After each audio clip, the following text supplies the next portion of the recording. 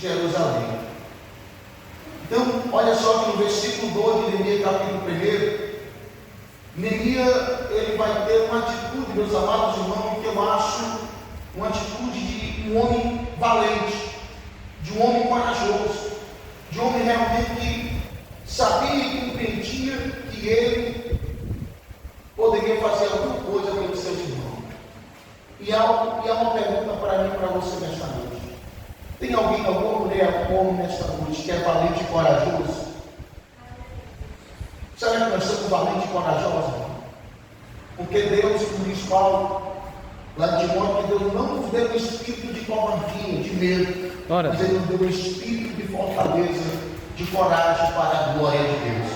Então, quando a gente realmente está em Deus, a gente se reveste da autoridade e da capacidade, meus amados irmãos, que Deus nos dá para enfrentarmos as adversidades do dia a dia. Mas o que me chama muita atenção é que Neemias ousou a fazer uma pergunta. Ele diz: e perguntei-me pelos judeus que escaparam e que restaram no cativeiro e a seca de Jerusalém. Neemias perguntou. E muitas vezes, quando a gente faz uma pergunta, o que é que a gente quer ouvir? Coisas boas, sim ou não? Sim.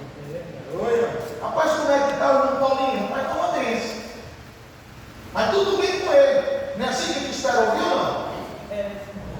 Ou não? Quando ele faz uma pergunta, irmão, você tem uma expectativa de receber notícias boas.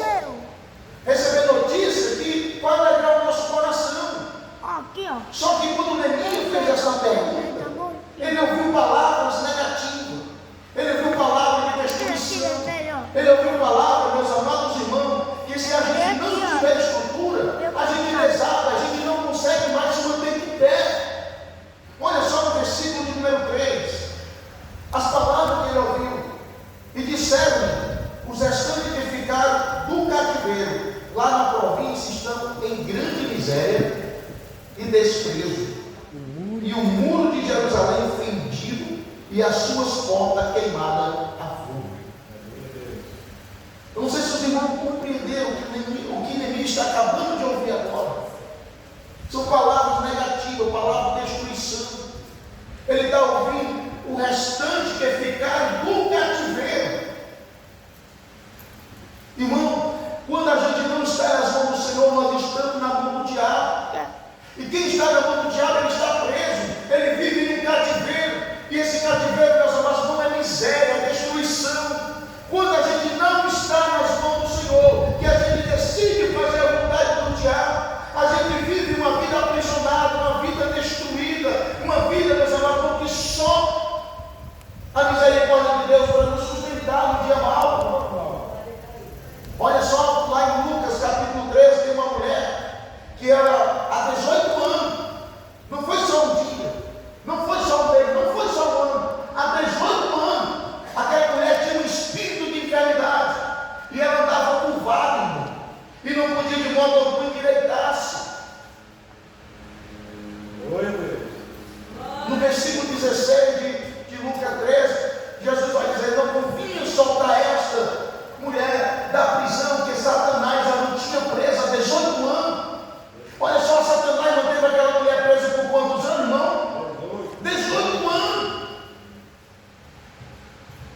Mas chegou o dia que ela teve um encontro com o nosso Senhor Jesus Cristo. As misérias na vida dela caíram para a glória de Deus. O poder das trevas caiu por terra. Ela foi liberta para a glória de Deus. Se nós ouvimos a voz do Senhor e realmente aceitamos a sua vontade, o cativeiro cairá por terra e o nome do Senhor será glorificado para a glória de Deus. Amém. E aqui eu quero trazer um destaque para nossas vidas. Porque este povo, a nação santa, a nação eleita, a nação escolhida por Deus, porque estava agora vivendo no cativeiro, porque estava vivendo em grande miséria, porque agora estava vivendo em desprezo, porque a cidade santa, meus amados irmãos, estava com os muros fendidos, as portas queimadas a fogo. Quem poderia aqui arriscar por que isso estava acontecendo? Os irmãos sabem por quê? O pecado.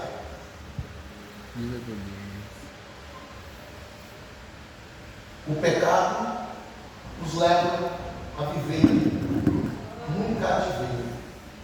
E é interessante que, quando nós vamos ler a história, nós vamos ver Jeremias, foi um que profetizou sobre o cativeiro, foi um que viveu a história do cativeiro. Jeremias dizia: arrependei-vos, arrependei-vos, porque Deus não se agrada das nossas obras. E quanto mais a gente prega isso, mais a gente é rejeitado, meus amados irmãos. Por quê? Porque muitos querem ouvir: Deus está no meio da igreja. Olha só Deus passando aqui. Irmão, Deus está na vida de quem tem compromisso com Ele.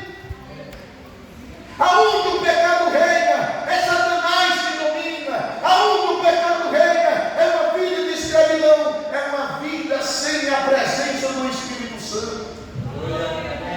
E Neemias pregou, aliás, Jeremias pregou, e a nação se revoltou contra ele. Jeremias pregava, os seus familiares se revoltavam contra ele. Jeremias pregava, as pessoas queriam matar Jeremias, as pessoas queriam parar a mensagem de Jeremias. Mas nesta noite eu quero dizer: se ainda tem homens e mulheres que têm coragem de pregar contra o pecado, Deus será contigo nessa caminhada para a glória de Deus. Deus conta com a geração que ainda prega contra o pecado para a glória de Deus.